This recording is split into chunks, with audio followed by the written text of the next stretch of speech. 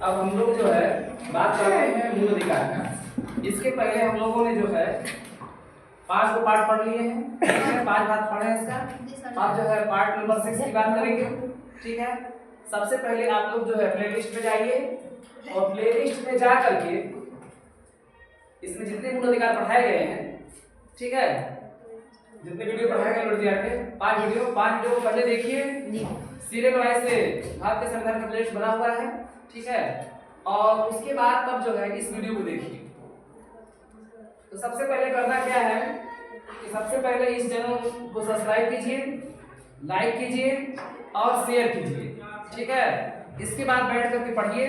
पढ़ने के बाद जो भी समझ में आता है कमेंट बॉक्स में आकर के कमेंट कीजिए।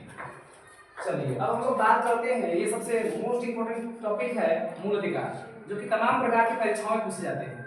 अभी मैं जो मूल अधिकार पढ़ा रहा हूँ, अभी यह मूल अधिकार का जो सिस्टम है लगभग यूपीएससी लेवल तक का बताया जाएगा, ठीक है।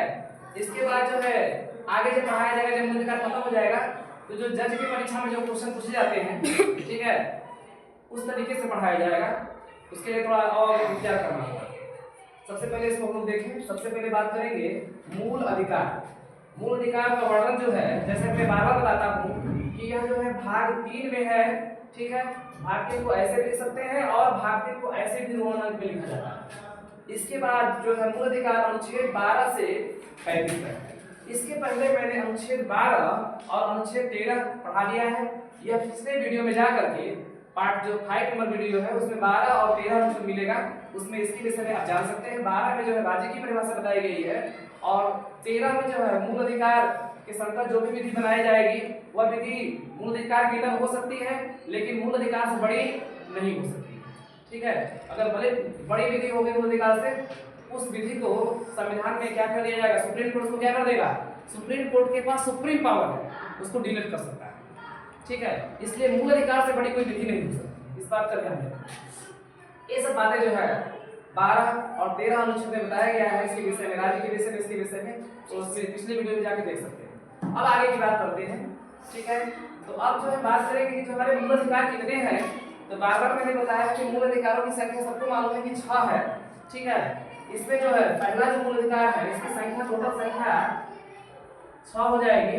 पहला जो मूल अधिकार है ये है समता का अधिकार। यह समता का अधिकार जो है अनुच्छेद 14 से 18 तक है। इसके बाद जो है दूसरा नंबर की बात करेंगे तो दूसरा नंबर में है स्वतंत्रता का अधिकार। यह अनुच्छेद 19 से 22 तक बताया गया है। इसके बाद जो है तीसरा नंबर की बात करेंगे तो तीसरा नंबर हमारा है शोषण के विरुद्ध अधिकार। कौन सा अधिकार है, शोषण के विरुद्ध अधिकार। यह जो है अनुच्छेद जो है 23 से 24 तक बताया गया है। इसके बाद जो है अब बात करेंगे जो है चौथा नंबर जो है मूल अधिकार, यह है धर्म की स्वतंत्रता का अधिकार। इसका बात करेंगे कि यह अनुच्छेद नंबर 25 से 28 तक है। इसके बाद बात करेंगे पांचवा नंबर है शिक्षा और संस्कृति संबंधी अधिकार। यह अनुच्छेद जो है 29 और 30 में बताया गया है। कहाँ बताया गया है, 29 और 30 में। इसके बाद बात करेंगे संवैधानिक उपचार का अधिकार। तो संवैधानिक उपचार का अधिकार जो है संविधान के अनुच्छेद 32 में बताया गया है, ठीक है। और अनुच्छेद 32 के तहत अगर हमारे पांचों मूल अधिकार का हनन होता है तो अनुच्छेद 32 के तहत हम लोग सुप्रीम कोर्ट जा सकते हैं, एससी सुप्रीम कोर्ट, ठीक है। और अनुच्छेद 226 के तहत हम लोग हाई कोर्ट जा सकते हैं। और इस अनुच्छेद 32 को जो है डॉक्टर भीमराव अम्बेडकर ने संविधान की आत्मा कहा है। प्रश्न बनेगा कि डॉक्टर भीमराव अम्बेडकर के अनुसार संविधान की आत्मा क्या है, तो संवैधानिक उपचार का अधिकार अनुच्छेद 32 जो है, यह जो है डॉक्टर भीमराव अम्बेडकर के अनुसार संविधान का आत्मा या संविधान का हृदय होते हैं। लेकिन वैसे अगर बाकी लोग कहेंगे तो बाकी लोगों के अनुसार जो है संविधान की आत्मा भारत की प्रस्तावना होती है। आगे चलते हैं। अब इसमें से एक एक मूल अधिकार को डेप्थ में बताया जाएगा, ठीक है। कम से कम इसके लिए 6 वीडियो बनेंगे। तो अब जो है इस वीडियो में जो है हम लोग देखते हैं, पहला देख लेते हैं समता का अधिकार। अब यहाँ से हम लोग की पढ़ाई स्टार्ट होती है। अभी इसके पहले ट्रेलर था, अब फिल्म चालू होने वाली है। अब सबसे पहले बात करते हैं समता का अधिकार। तो समता का अधिकार जिसको इंग्लिश में बोलते हैं राइट टू इक्वलिटी, ठीक है। अब समता के अधिकार का वर्णन जो है अनुच्छेद 14 से 18 तक बताया गया है। अब एक एक अनुच्छेद को अच्छे से देखेंगे। हालांकि इस अनुच्छेद के अंदर सब आर्टिकल भी आता है, लेकिन अभी सब आर्टिकल नहीं बताया जाएगा क्योंकि सर से बाउंस चला जाएगा, ठीक है। इसलिए किसी भी चीज को धीरे से बेसिक तरीके से सीखेंगे। पहले अनुच्छेद को थोड़ा जान जाते हैं, बाद में जो है जब पूरा खत्म हो जाएगा तब उसके बाद जो है फिर से मूल अधिकार को डेप्थ में बताया जाएगा, तो वहां पर एक एक अनुच्छेद के जितने सब आर्टिकल उसको और डेप्थ में बताया जाएगा, ठीक है। तो पहले इस तरीके से बताया जाए कि समझ में आए, ऐसा ना बताया जाए कि समझ में नहीं आ रहा है। सबसे पहले बात करते हैं कि समता का अधिकार जो है इसको बोलते हैं इंग्लिश में राइट टू इक्वलिटी। अनुच्छेद जो है 14 से 18। अनुच्छेद 14 की बात करेंगे। अनुच्छेद 14 में जो बताया गया है कि विधि के समक्ष समता, यानी कि कानून के नजरिए में सभी लोग बराबर है। और एक चीज और इसमें आता है कि विधि के समक्ष समान संरक्षण की बात की जाती है। ये भी बात इसमें है, समान संरक्षण। अब दोनों में थोड़ा डिफरेंस है, डिफरेंस को समझने की कोशिश करेंगे। सबसे पहले बात करेंगे कि विधि के समक्ष समता, कानून के नजरिए में सभी बराबर है, ठीक है। यह अनुच्छेद जो है विदेशियों को भी मिला हुआ है भारत के साथ साथ, ठीक है। कानून के नजरिए में सभी लोग बराबर है। चाहे अगर कोई व्यक्ति मर्डर कर देता है, चाहे वो भारत का प्रधानमंत्री क्यों ना हो, भारत का मुख्यमंत्री क्यों ना हो किसी राज्य का, ठीक है, और एक भिखमंगा क्यों ना हो, एक जो है गरीब क्यों ना हो, मजदूर क्यों ना हो, अगर कोई किसी को मर्डर कर देता है तो उसके लिए उसको समान रूप से ही उसके ऊपर केस चलाया जाएगा और दोनों को जो है समान रूप से दंडित किया जाएगा। अगर प्रधानमंत्री को फांसी दी जाएगी तो अगर मजदूर मर्डर किया है तो मजदूर को फांसी दी जाएगी, ठीक है। ये नहीं है कि प्रधानमंत्री है तो बहुत बड़े आदमी उनको छोड़ दिया जाएगा, उनको छोड़ा नहीं जाएगा, ठीक है। लेकिन इस विधियों में कुछ अपवाद भी है। अपवाद की बात कर लेते हैं, जैसे बात करते हैं राष्ट्रपति, ठीक है। अगर राष्ट्रपति, यहाँ विधि के समक्ष समान संरक्षण की बात करेंगे, कुछ लोगों को संरक्षण दिया गया है, थोड़ा सा छूट दी गई है, ठीक है। जैसे कोई विकलांग व्यक्ति है तो विकलांग व्यक्ति आरक्षण की बात इससे करते हैं, आगे चल के आरक्षण के विषय में आगे बताया जाएगा, इसमें नहीं बताया जाएगा, आगे के अनुच्छेदों में है, ठीक है।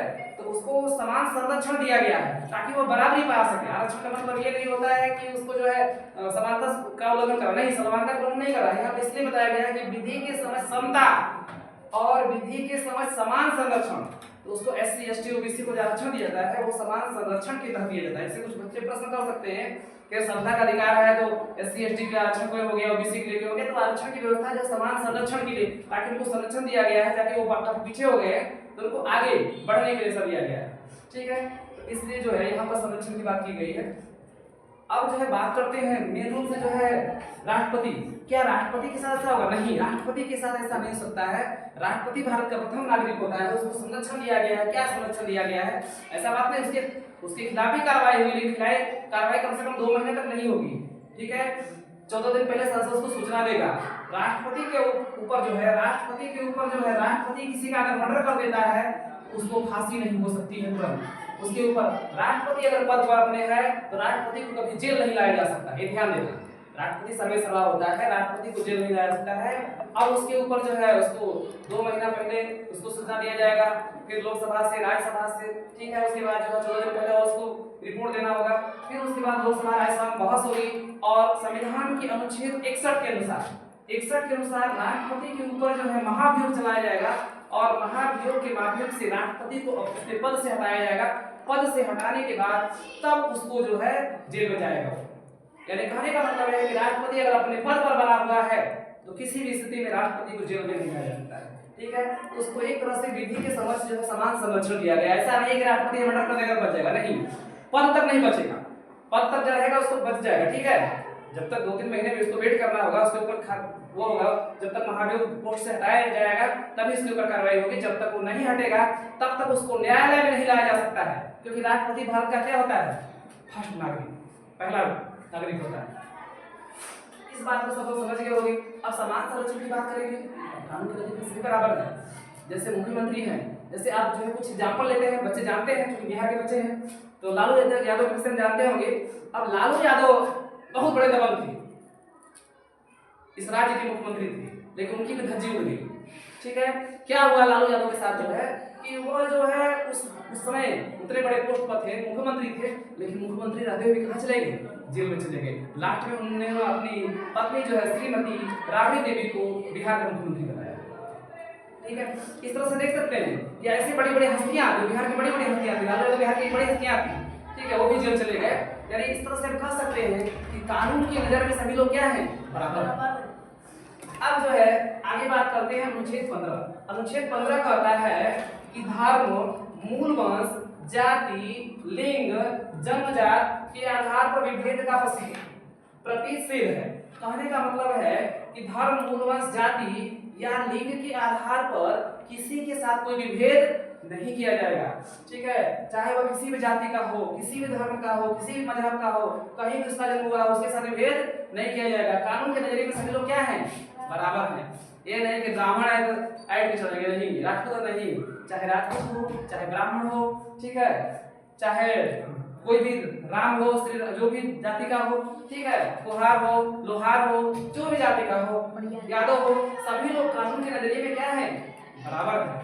अब जो है धर्म जान के सबसे पहले फिर से देख लेते हैं इसको। धर्म, धर्म का मतलब चाहे हिंदू हो, चाहे मुस्लिम हो, चाहे सिख हो और चाहे ईसाई हो, धर्म अगर उनका है, कोई भी धर्म का हो, सब क्या है, बराबर, ठीक है, सबको कानून जो है बराबर समझ लेगी। इसके बाद मूल वंश, किसी भी वंश का हो, ठीक है, वो किस वंश का है, उससे कोई गुलाम वंश के हैं, वो कौन मुगल वंश के हैं, ठीक है, कि वो किस वंश के हैं, कि मौर्य वंश के, उस वंश से कोई मतलब नहीं। और किस जाति के हैं, ब्राह्मण है, क्षत्रिय है, वैश्य है, शूद्र है, जाति से कोई मतलब नहीं है। और यह है कि शेख है कि पठान है, उससे कोई मतलब नहीं है। कानून के नजरिए में सभी लोग क्या है, बराबर है। किसी भी लिंग का हो, चाहे वह स्त्री हो, चाहे वह पुरुष हो, और चाहे वह ट्रांसजेंडर हो, जो स्त्री पुरुष न हो, ठीक है। इसके बाद हम बात करेंगे जन्म स्थान का। अब चाहे वो बच्चा जो है भारत में जन्मा है, चाहे वो बिहार का बच्चा हो, और चाहे जो है कहीं का हो, बिहार का हो, बंगाल का हो, कहीं पर का हो, ठीक है, उसके साथ भेद नहीं किया जाएगा। आगे बात करते हैं अनुच्छेद 17, अरे सॉरी अनुच्छेद 16 की बात करेंगे। तो 16 में कहा रहा है कि लोक नियोजन के विषय में अवसर की समता यह सिर्फ नागरिकों को प्राप्त है। नागरिकों को मतलब सिर्फ भारत के लोगों को प्राप्त है, ठीक है, ये भारत के लोगों को प्राप्त है, ये नौकरी के विषय में है, ठीक है, ये नौकरी के विषय में। इसका मतलब कोई भी व्यक्ति किसी भी राज्य में, इसके विषय में और डिटेल में जाएंगे, किसी भी धर्म का हो, किसी भी जाति का हो, किसी भी स्थान पर जन्म लिया हो, ठीक है, किसी भी स्थान का उसका निवासी हो, कहीं का भी निवासी हो, वह व्यक्ति किसी भी राज्य में नौकरी कर सकता है। नौकरी के लिए उसको क्या है, अवसर की क्षमता है, ठीक है। किसी व्यक्ति को ये नहीं कहा जा सकता है कि वह उत्तर प्रदेश से आया हुआ व्यक्ति उसको बिहार में नौकरी नहीं मिलेगी, या बिहार से आया हुआ व्यक्ति उत्तर प्रदेश में नौकरी नहीं मिलेगी, ऐसा राज्य उसको रोक नहीं सकता है, ठीक है। बस राज्य यही करेगा कि इसको एक संरक्षण देगा। जैसे कोई व्यक्ति कहाँ का निवासी है, मान लेते हैं कि कोई व्यक्ति जो अगर निवासी बिहार का है तो उसको आरक्षण का लाभ दिया जा सकता है बिहार में, और अदर स्टेट जो बच्चे आएंगे वो सामान्य कैटेगरी में फाइट करेंगे, अनरिजर्व में रहेंगे, अनारक्षित सीट पे जा सकते हैं। लेकिन सबको जो है नौकरी में क्या मिलेगा, समान अवसर मिलेगा। इसको इसके तहत कोई रोक नहीं सकता। जैसे बीपीएससी शिक्षक बहाली हुई है, शिक्षक बहाली में उत्तर प्रदेश, झारखंड और अन्य राज्यों के बच्चे भी आकर के हम पार्टिसिपेट किए। इस बात को ख्याल रखेंगे। और ऐसी बात नहीं है, ये बिहार के बच्चे भी जो है उत्तर प्रदेश में नौकरी करते हैं और उत्तर प्रदेश सरकार भी उसको रोक नहीं सकती। इस बात का ध्यान देंगे, नौकरी के विषय में बताएंगे। अब अनुच्छेद 17 बात करेंगे, छुआछूत की बात करेंगे, ठीक है। 17 में क्या है, छुआछूत। तो अस्पृश्यता, इस पर जो है डॉक्टर भीमराव अम्बेडकर ने बहुत अच्छा काम किया। अस्पृश्यता मतलब छुआछूत, किसी के साथ छुआछूत नहीं किया जाएगा, है ना, कि यह बड़े जाति का है या छोटे जाति का है, या उसके साथ भेदभाव नहीं किया जाएगा।